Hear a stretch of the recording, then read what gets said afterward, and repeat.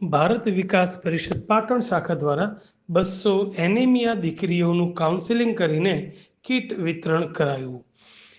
Anaemia મુક્ત ભારત અંતર્ગત ભારત વિકાસ પરિષદ પાટણ શાખાના મહિલા ટીમ અને અર્બન હેલ્થ સેન્ટર પાટણ દ્વારા આજે તારીખ 11 સપ્ટેમ્બર 2025ના રોજ ગુરુવારે શ્રીમતી કે ગર્લ્સ હાઈસ્કૂલ પાટણમાં હિમોગ્લોબિન ચેકઅપ કેમ્પ કરેલ. 328 વિદ્યાર્થીઓનું હિમોગ્લોબિન, વજન અને તેમની ઊંચાઈ તપાસવામાં આવી હતી.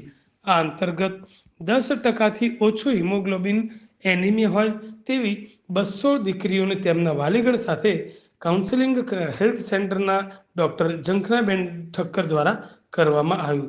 તેમને ખોરાકમાં શું ખાવું અને કઈ દવાનો ડોઝ લેવો તે પણ વાલી અને વિદ્યાર્થિનીઓને સમજાવવામાં આવ્યું. આ કાર્યક્રમમાં તાલુકા હેલ્થ ઓફિસર ડૉક્ટર અલ્કેશભાઈ સોની અને અર્બન હેલ્થ ઓફિસર ડૉક્ટર પાર્થભાઈએ પણ વિશેષ હાજરી આપી હતી અને એનિમિયા એ સ્વાસ્થ્ય માટે મોટું દૂષણ છે. આ દૂષણને હરાવી આપણે જીતવું જ રહ્યું. ભારત વિકાસ પરિષદ પાટણ શાખાની બહેનો દ્વારા ચણા, ગોળ અને ખજૂર આ દીકરીઓને આપવામાં આવ્યા હતા.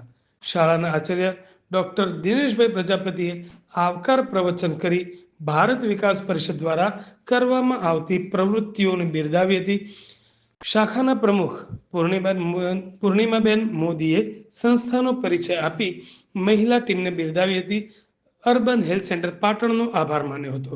શાખાના મહિલા સંયોજિકા મમતાબેન ગાંધીએ પ્રાસંગિક ઉદ્બોધન કર્યું હતું અને કાર્યક્રમમાં શાખાના મંત્રી મમતાબેન ખમાર, મહિલા સહસંયોજિકાઓ રક્ષાબેન સોની, દીપલબેન કંદોઈ, નિમિષાબેન જાની, જાગૃતિબેન ખમાર, સંગીતાબેન પટેલ, જયપ્રકાશભાઈ સોની અને ભાવેશભાઈ ત્રિવેદીએ ખાસ હાજરી આપી હતી.